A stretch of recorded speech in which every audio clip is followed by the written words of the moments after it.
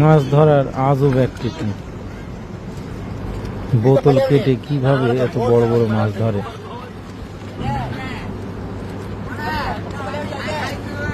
দেখতে থাকুন এবং উপভোগ করতে থাকুন এই মাছ ধরার দৃশ্যটি।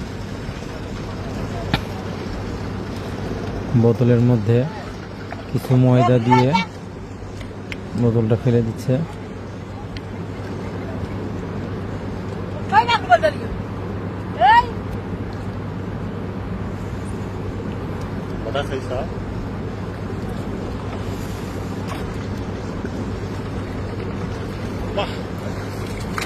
প্রত্যেকবারেই বড় বড় মাছ একবারে একটা বড় বড় মাছ উঠাচ্ছে।